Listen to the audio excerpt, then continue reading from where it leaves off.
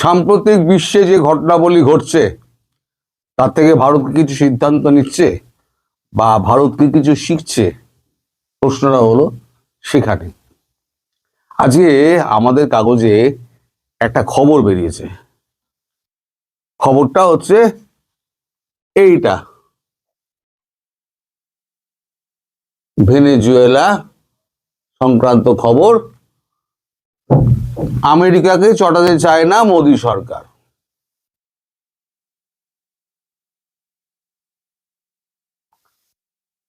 এখন খবরে যেটা লেখা হচ্ছে, ভেনেজুয়েলায় বামপন্থী প্রেসিডেন্ট নিকোলাস মাদুরো মোরোস ও তার স্ত্রী সিলিয়া ফ্লোরেন্সকে আমেরিকা বন্দী করার পরে ব্রিক্স গোষ্ঠীতে ভারতের সহযোগীরা নিন্দায় মুখর।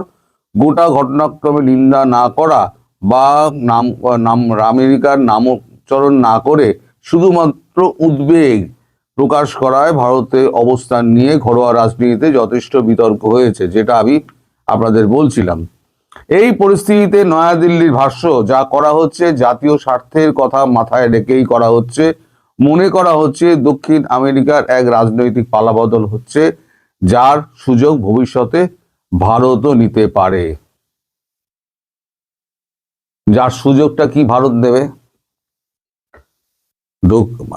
ওই আমেরিকা, লাতিন আমেরিকায় কি হচ্ছে না হচ্ছে তাতে আমাদের কি যায় আসে? আমাদের তো কোনো সম্পর্ক নেই।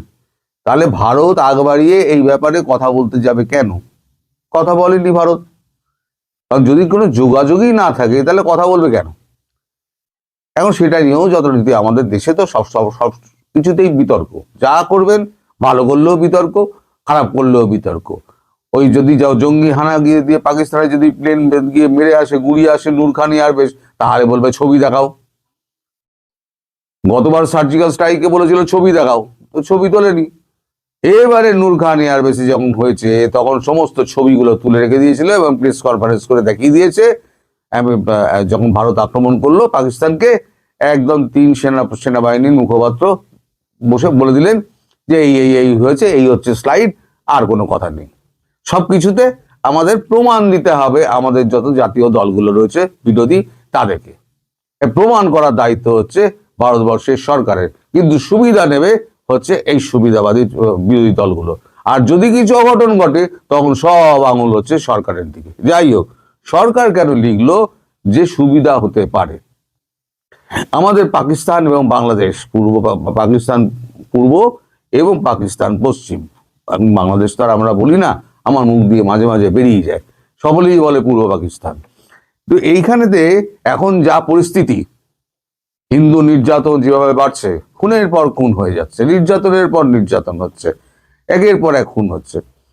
তো এখন সেই অবস্থায় ভারত তো একটা সিদ্ধান্ত নেবে। আমি বহুদিন ধরেই আপনাদের বলে আসছি ভারত একটা সিদ্ধান্ত নেবে। এখন এই যে সুযোগের কথা বলা হলো না, এখানে পরিষ্কার বলা হলো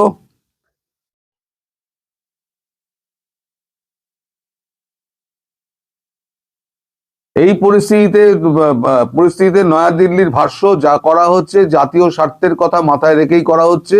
মনে করা হচ্ছে দক্ষিণ আমেরিকার এক রাজনৈতিক পালাবদল হচ্ছে, যার সুযোগ ভবিষ্যতে ভারতও নিতে পারে। অর্থাৎ একটা প্রেসিডেন্স খাড়া হয়ে গেছে যে এটা হতে পারে, যেটা ঘটনা ঘটেছে সেটা হতে পারে। আমার দেশ যদি অস্থির হয়, যদি অসুরক্ষিত হয়, তাহলে পরে আমি সেই দেশকে বাঁচানোর জন্য আমি সমস্ত কিছু পদক্ষেপ নিতে পিছপা হব না এবং দ্বিধাও করব না। আর ভারতের তো ঘোষিত নীতি আছে, আমার উপরে যদি কোনো আক্রমণের আঘাতের পরিকল্পনা হয় বা আঘাত আসে বা আঘাত নেওয়ার কোনো রকম চেষ্টা করা হয়, তাহলে তাকে অ্যাক্ট অফ ওয়ার হিসেবে ঘোষণা করা হবে। এখন বাংলাদেশে যা হচ্ছে তাতে ভারত এখন একটা অ্যাকশনের দিকে যাবে, আমি বহুদিন ধরেই আপনাদের বলছি। এখন এই আমেরিকা যা করে দেখালো, ডোনাল্ড ট্রাম্প যা করে দেখালেন, তাকে আমাদের নরেন্দ্র মোদী এবং রাশিয়ার প্রেসিডেন্ট ভ্লাদিমির পুতিন কি করে দেখাতে পারবেন? পারবেন ইউনুসকে তুলে আনতে মোদী? পারবেন জেলেনস্কিকে তুলে আনতে রাশিয়া? রাশিয়া আজকে একটা বিবৃতি দিয়েছে, প্রেসিডেন্ট ভ্লাদিমির পুতিন সেই বিবৃতিতে তিনি বলেছেন যে রাশিয়ার স্বার্থ ক্ষুণ্ণ হলে, রাশিয়া যদি কোনো কারণে আঘাতপ্রাপ্ত হয়, তাহলে রাশিয়া ছেড়ে কথা বলবে না। সেক্ষেত্রে কোনো বন্ধু এবং শত্রু কাউকেই গণনা করা হবে না, সমানভাবে প্রত্যাঘাত করা হবে। তার মানে পরিষ্কার রাশিয়া বুঝিয়ে দিল যে ইউক্রেন যদি এবার আবার যদি আক্রমণ করে বা ওই ড্রোন ফোন মারে, তাহলে পরে একদম পরিষ্কার ইউক্রেনকে ধ্বংস করবে, অথবা যদি ডোনাল্ড ট্রাম্পের মতো যদি একটা ব্যবস্থা নেন, কড়া ব্যবস্থা। এটা সমস্ত মিথকে ডোনাল্ড ট্রাম্প ভেঙে দিয়েছেন, যে অন্য রাষ্ট্রের প্রতি আক্রমণ করা যাবে না, অমুক করা যাবে না, তমুক করা যাবে না, সব বোগাস কথা। আমি বারবার বলি না, জিসকা লাঠি উসকা ভ্যাঁস, যার লাঠির জোর বেশি সেই মহিষ নিয়ে যাবে। এই যুগটাই পড়ে গেছে ওই রকম। আপনি যেরকম দেখাবেন, আপনি এপার থেকে 6 দেখলে আমি এপার থেকে 9 দেখবো। আপনি দেখছেন যে আপনি ঠিক করছেন, আমি দেখছি আমার রাষ্ট্র অসুরক্ষিত হয়ে রয়েছে, যে কোনো সময় আমার মূল্য চোকাতে হতে পারে। আমাদের বর্ডারগুলোতে সন্ত্রাসবাদীরা ঢুকছে, তারা অস্ত্র সহ ধরা পড়ছে, তাহলে আমরা কেন ব্যবস্থা নেব না? আর এই যে মূল যে মাথা, সেই মাথা হচ্ছে ডক্টর মোহাম্মদ ইউনূস। এখন ইউনূস তো তার নিজের কাজ করে দিয়েছে, করে দিয়ে দেশকে অস্থির করে ভেঙে চুরে শেষ করে দিয়েছে। ভেঙে চুরে শেষ করে দেওয়ার পর এখন উনি পাকিস্তানের সঙ্গে দোস্তি করছেন। আচ্ছা, আপনি যদি F-16 বিমান কেনেন, তাহলে কার কাছ থেকে কিনবেন? আপনি আমেরিকায় যাবেন তো, আমেরিকা গিয়ে F-16 বিমান আপনি কিনবেন। আপনি পাকিস্তান থেকে কোথা দিয়ে বিমান কিনছেন? আপনাদের যে বিমান বাহিনী অ্যাডমিরাল, এই বিমান বাহিনী যিনি প্রধান, অ্যাডমিরাল নৌবাহিনীর বিমান বাহিনীর প্রধান, তিনি চলে গিয়েছেন পাকিস্তান 4 থেকে 9 অব্দি বা 10 অব্দি তার বোধহয় পাকিস্তান ভিজিট। তা সেখানে উনি বলেছেন যে আমরা F-16 6খানা কিনব। পাকিস্তান F-16 পেল কোথায়? পেল আমেরিকা থেকে পেয়েছিল। আমরা যখন আক্রমণ করেছিলাম সেই সময় যেগুলো তুবড়ে মুবড়ে ভেঙে ছুটে গেছিল, যেগুলো সাইডে পড়ে, যেগুলো অকেজ হয়ে গেছিল, সেগুলোকে রং টং করে, মানে যন্ত্রপাতি চেঞ্জ ফেঞ্জ করে এবার সেগুলোকে বাংলাদেশের ঘাড়ে গোছানোর চেষ্টা করছে। আর এমন মূর্খ বাংলাদেশ সরকার, এই সরকার প্রধান ইউনূস, সেগুলো কেনার জন্য আবার ওখানে লোক পাঠিয়েছেন। অন্য স্বার্থও থাকতে পারে, আমি তো বলতে পারবো না, অন্য স্বার্থও নিশ্চয়ই রয়েছে। আর মার তো খাবে, এটা তো পরিষ্কার বুঝতে পারছে, মার একটা হবে। এখন সেই মারটা কতটা হতে পারে এবং কি ব্যাপারে কি খবরাখবর পাকিস্তানের কাছে আছে, সেই সব খবরটা উনি সম্ভবত নিতে গেছেন।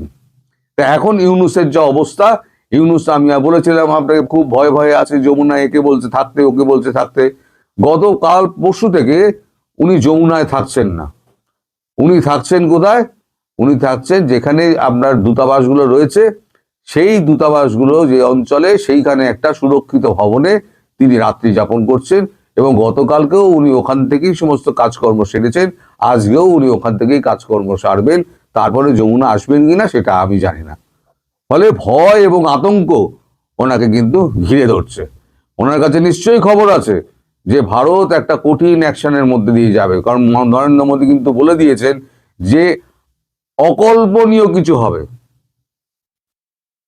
অকল্পনীয় রাস্তা কিন্তু দেখিয়ে দিয়েছেন একজন রাস্তা অকল্পনীয় কি হতে পারে দেখিয়ে দিয়েছেন, একদম সাকসেসফুলি নেভি সিল করে দেখিয়ে দিয়েছে। অকল্পনীয় আমরাও করতে পারি। শেখ হাসিনাকে যেমন তুলে আনতে পেরেছি, ইউনূসকেও তুলে আনতে পারবো। চাপ দিয়ে হোক, জোর খাটিয়ে হোক, আমরা ইউনূসকে তুলে আনতে পারবো, যদি আমরা মনে করি। ইউনূস হয়তো সেই ভয় পাচ্ছেন। আর যদি ভয় পেয়ে আপনি কোথায় লুকোবেন, কোন বাংকারে লুকোবেন? বাংকারে লুকোলে তো আপনার ওখানে তো ব্রহ্মস যাবে। আর যদি বাইরে থাকেন, সোজা চ্যাংদোলা করে নিয়ে চলে আসবে কমান্ডোরা। বাবার আপনার এখানে আমাদের বিচার হবে, যেমন আমাদের ইউএপিএতে আমাদের বিচার হয়, সেইভাবে বিচার হবে। কারণ আপনি ভারতবর্ষের ওপরে সন্ত্রাসবাদী আক্রমণের ছক করেছেন, আপনি হলেন মাস্টার মাইন্ড। তার কিন্তু ভিডিও ফুটেজ রয়েছে, আপনি যেটা ক্লিনটনের সভায় গিয়ে আপনি বলেছিলেন আপনারা মেটিকুলাসলি ডিজাইনের মাধ্যমে সরকার পরিবর্তন করে যে সরকার যাকে যেভাবে ক্ষমতা নিয়েছেন, তারপর জিহাদি গোষ্ঠীকে জেল থেকে ছেড়ে দিয়েছেন, দেশকে অস্থির করে দিয়েছেন, সব জ্বালিয়ে পুড়িয়ে দিয়েছেন। এখন সমস্ত মারপিট দাঙ্গা হাঙ্গামা করে একেবারে অর্থনীতির 12টা বাজিয়ে দেশ রসাতলে করে দিয়েছেন। এটা একটা দেশের প্রতি অত্যন্ত অবিচার, দেশের মানুষের প্রতি অবিচার, দেশের প্রতি অবিচার, এবং পার্শ্ববর্তী রাষ্ট্রগুলোর ওপরে এই ভীষণ রকম প্রভাব পড়ছে। ফলে আপনি বিচারের কাঠগড়ায় দাঁড়াবেন, হয়তো বাংলাদেশে দাঁড়াবেন অথবা ভারতে দাঁড়াবেন, কাঠগড়ায় তো আপনাকে দাঁড়াতেই হবে। এবার শুধু আপনি সময় গুনুন, পালিয়ে আপনি বাঁচতে পারবেন না, আমি বলেছি না পালিয়ে ইউনূস আপনি বাঁচতে পারবেন না। এখন দেখার যে মোদি ওনাকে তুলে আনতে পারে কিনা। মুসলিম ভাইও খুশি, কারণ তিনি একজন কৃষক, ধান কাটা বাড়িতে আসতেছে আর এরকম ডান্স দিচ্ছে, লাগারে লাগা লাগারে লাগা, ভাবি কো রহেন রহেন কারে দিয়া লাগাইবেন। মুসলিম ভাই কয় আমরাই লাগাবো, ধানের শীষের লোকেরা কয় রহেন, ভেজাল আছে। ভিডিওটা শুনেন। ধানের শীষ মার্কা, এই মার্কা শুধু এই মার্কা শুধু আব্দুল্লাহ ভাইয়ের নয়, এই মার্কা মরহুমা শেখ হাসিনার মার্কা, এই মার্কা ভাবিয়ে কয় অভ্যাসটা রয়ে গেছে আর কি। মরহুমা শেখ হাসিনা এই বলার পরে সবাইকে রক রক রক কাকা কাকা বইলা ফেলছে। আসলে হয় কি যে ধরেন মানে দীর্ঘদিন তো 17 বছর বাংলাদেশে ওইভাবে বিএনপি তাদের প্রোগ্রাম করতে পারে নাই। অনেক নেতাকর্মী তারা আওয়ামী লীগের সাথে মিশা গেছিল। তো মিশতে মিশতে বলতে বলতে অভ্যাস হয়ে গেছে। আর শুধু এই কাকাই বলছে না, ঘটনাটা হচ্ছে মুন্সিগঞ্জ 1 আসনের, কারা কারা আছেন ওই এলাকায়। তো সারা বাংলাদেশে যখন শেখ হাসিনা সরকারের পতন ঘটলো, তো অনেকে পিঠ বাঁচানোর জন্য, অনেকে যারা আওয়ামী লীগের মধ্যে লুকায়িত ছিল, বিভিন্ন দলের, বিএনপি, জামাত ইসলাম বা অন্যান্য দলের যারা ছিল বা এতদিন প্রকাশিত ছিল না, মানে বিভিন্ন কারণে, এখন আবার তারা সবাই কিন্তু ঘরের ছেলে ঘরে ফিরে আসছে। ওই যে দীর্ঘদিনের প্র্যাকটিস, এই জায়গাতে আইসা এটা কিন্তু তাদের চলে আসতেছে মুখ ফসকায়। যে তিনি বলতে চাইছিলেন, যেহেতু বিএনপির সভানেত্রী বা প্রধান যিনি চেয়ারপারসন আমরা যা বলি, মরহুমা খালেদা জিয়া, তো ওনার নামের জায়গায় তিনি ঠেলার ছুটে বলে ফেলছেন মরহুমা শেখ হাসিনা। এটা আসলে স্লিপ অফ টাং, এর বাইরে কিছুই না। তবে এখানে মুন্সিগঞ্জ 1 আসনে আমি দেখলাম, এটা মুন্সিগঞ্জ 1 আসনেরই সম্ভবত, যদি ভুল হয় মাফ করে দেন, কারণ মুন্সিগঞ্জে 3টা জায়গাতে আমি দেখছি যেখানে বিএনপির মনোনয়ন পেয়েছেন। আর এই জিনিসগুলা কেন আসলে ডে বাই ডে বাড়ছে, সোশ্যাল মিডিয়াতে আসতেছে, সবাই মজা করতেছে, এটা নিয়ে ট্রল করতেছে, কিন্তু এটার কমন ফ্যাক্ট হচ্ছে, দিন শেষে রাজনীতিগুলো শহরে চলে, দিন শেষে রাজনীতিগুলো টেলিভিশনের বক্তব্য টকশোয়ে চলে, এক নেতার চিরা ফেলে ফাইরা ফেলে। কিন্তু বাস্তবতা হচ্ছে আমাদের রাজনীতির মধ্যে এখনো একটা সম্প্রীতির জায়গা আছে লোকালয় বা গ্রাম অঞ্চলগুলোতে। সেখানে যত নির্বাচন আসতেছে সবার ভোট দরকার। আর এই দেশের একটা পাগলও জানে যে এই দেশে ভোটের একটা বড় বাক্স আওয়ামী লীগের নেতাকর্মীদের হাতে। বিএনপি তাদের নিজস্ব ভোট দিয়ে জীবনও পাশ করবে না, মানে ক্ষমতা যেতে পারবে না, জামাতও পারবে না। দরকার কার? আওয়ামী লীগের ভোট। এটা তো একটা পাগলও স্বীকার করতেছে। আর যার কারণে জামাত বলতেছে আসো আসো আমাদের কাছে আসো, সব দায়িত্ব নিব। বিএনপি বলতেছে আমাদের কাছে আসো, আমরা ডিস্টার্ব করবো না। কারণ আওয়ামী লীগ হচ্ছে একমাত্র ভোট ব্যাংক যারা সুইং করাবে জামাত ক্ষমতায় যাবে নাকি বিএনপিতে। তো টক শোতে যে আলাপ আলোচনা গরম, এগুলা ভাই বলার জন্য বলা, কারণ দিন শেষে সবাই তাদের আওয়ামী লীগ যে লবিংটা ব্যবহার করে। আওয়ামী লীগ তো সব খারাপ না, যারা অপরাধী ছিল পালাই গেছে, অনেকে মিথ্যা মামলা শিকার হয়েছে, তাদেরও জামিন হচ্ছে। তো এই মুহূর্তে আওয়ামী লীগের এই যে নেতাকর্মী তারা বিভিন্ন দলে যোগ দিচ্ছেন, প্রতিদিনই দেখবেন জামাতে এত যোগ দিচ্ছেন, এনসিপিতে যোগ দিচ্ছেন, বিএনপিতে যোগ দিচ্ছেন। তো তারা তো এখন ঢুকার পরে অনেক এলাকার প্রভাবশালী অনেক ব্যক্তিত্ব আছে যারা ভোট ব্যাংকটাকে কন্ট্রোল করে। তো বিভিন্ন প্রোগ্রামে তাদেরকে অতিথি হিসাবে রাখা হয়। তো সেইখানে একটু বক্তব্য দিতে গেলে আমার ধারণা এরকম স্লিপ অফ টাং, অর্থাৎ ঠেলার চোটে বাংলা ভাষায় আমরা যদি বলি আর কি, এটা বইলা ফেলে। তবে এই নিউজ দেখা আমরা ট্রল করি আর যাই করি, নির্বাচন, ক্ষমতা, এই দুই জিনিসটার মধ্যে আওয়ামী লীগের এখানে একটা প্রত্যক্ষ সহযোগিতা লাগবে। যেই দল ক্ষমতায় যায়, যেই দল, সো সবাই চাচ্ছে যারা ভালো মানুষ আওয়ামী লীগ করছে এই ভোটগুলো যেন তারা পায়। অপরাধীদেরকে অনেকে রাখতে চাইবে না, এটা স্বাভাবিক। কিন্তু যারা আওয়ামী লীগ করছে বা আওয়ামী লীগ মনা বা আওয়ামী লীগের পরিবার, তাদের ভোটগুলোর জন্যই সবাই আসলে উঠে পড়ে লাগছে। আর এখান থেকে এরকম ঘটনা ঘটছে। ভালো থাকুন, আসসালামু আলাইকুম।